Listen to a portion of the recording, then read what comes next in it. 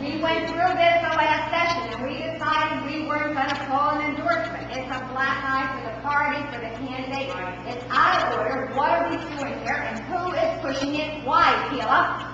I mean, Well, what do you so the think? question is, even though those accusations, I heard Steve Pratt. I agree with his premise, but he included that Mr. Fox has to meet certain conditions, and he didn't set any time certain for him to meet them. Well, I'm assuming, Steve, that you're talking about immediately and not sooner.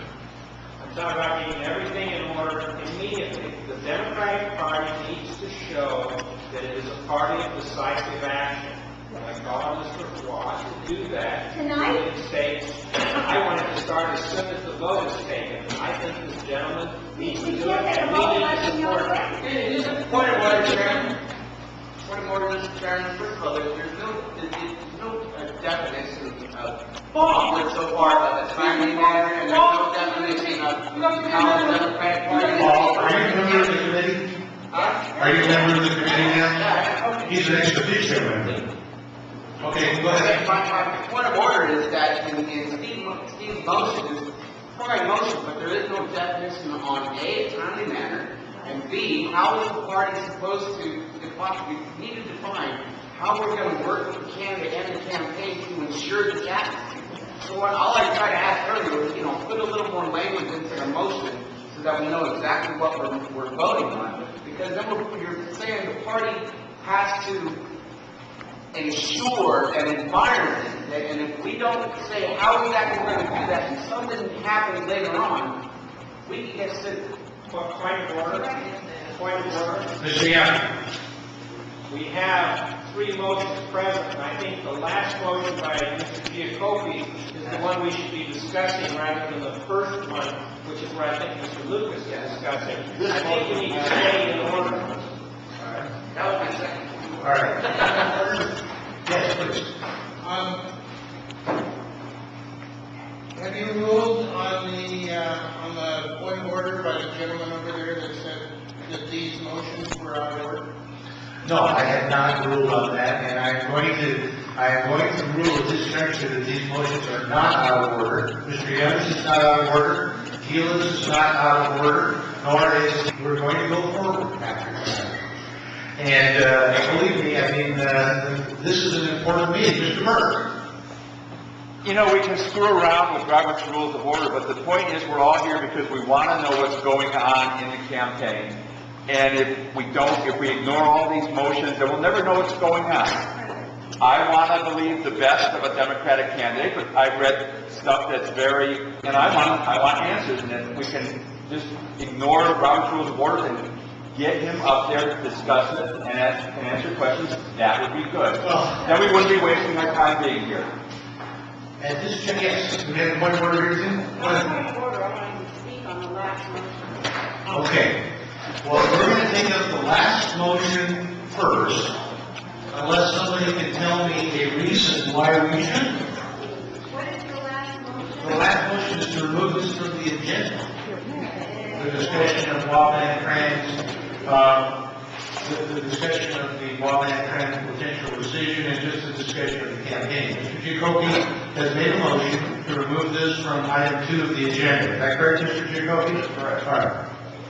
And you want to speak in, well, what we're going to do now is we're going to take and we're going to discuss this. Who would like to discuss it in support of Mr. Giacobi's? If we just simply take this off the agenda, we can do what you asked, which is basically have an explanation, have the gentleman come up and make an explanation, provide information. It should be informational, and I think that's a good thing. However, if we decide to revoke a vote that has been taken to endorse, I think we're not only the laughing stock, we deserve to be the laughing stock of Orange County and California and on and on. He wasn't recognized. Okay. The chair's going to take a privilege. I'll step down and speak to this issue. The issue is this. Let's vote as to whether to remove this item from the agenda and also add the the Steve Young motion to request that Hoa Van Tran comply with those 4 points that he made. This way we get to discuss all of this. We get to, and we get to hear the will of the Democratic Central Committee on whether or not to remove the endorsement or not, and also whether or not the motion made by Mr. Young, soon to be Congressman Young, will be something that we think is a good idea to request that the candidate do. I see a lot of nods. So what I'm going to do is, if you have your I think that it matters what the result of this meeting is.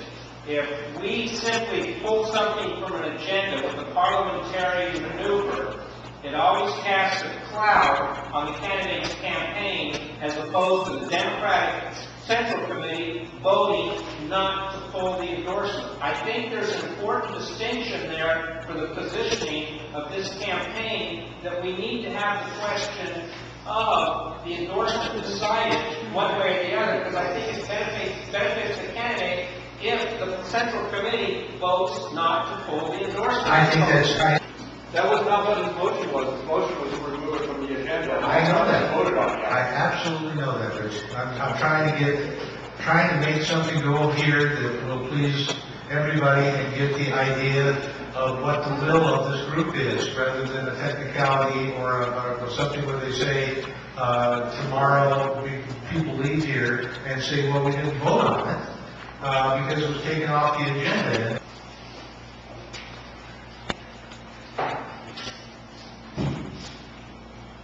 Is that a card, Chris? Oh, that's your.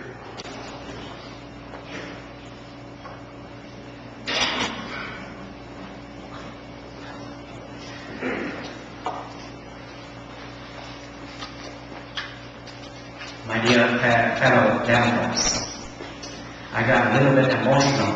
I thought, and I'm a Democrat, we should all stand together and fight for our principle. Last time I spoke before you, I misspoke some words with a heavy accent, and some of you laughed. And I know that in the first district, there's many of us immigrants speak with heavy accents. And I know that the Democratic Party always has embraced immigrants. So that's why I'm an immigrant. And why I'm running? I want to let you know again why I'm running. I'm running so we have a voice in the Board of Supervisors. I'm running so that seniors can have affordable health care and housing. I'm running so we can have affordable and desirable public transportation.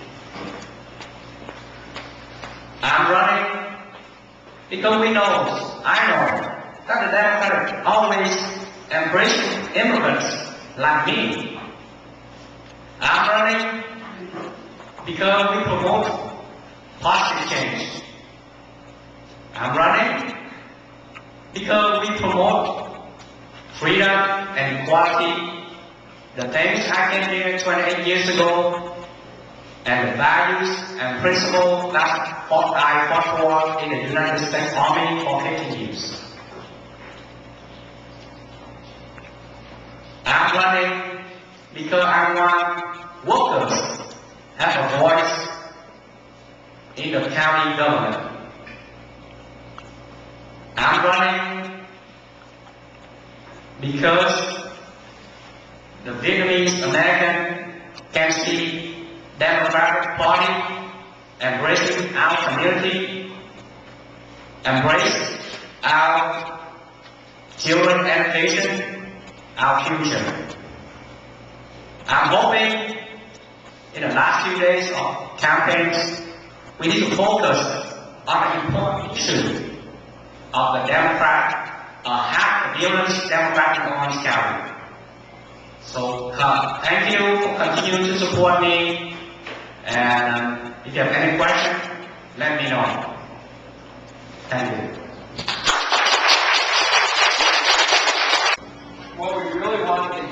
was, what's the story with that Darla threatening people? What's the story about the gang members in your campaign? This is what we want to hear. I know for sure that you're a good person who wants to serve the community, but that's not why you're here tonight.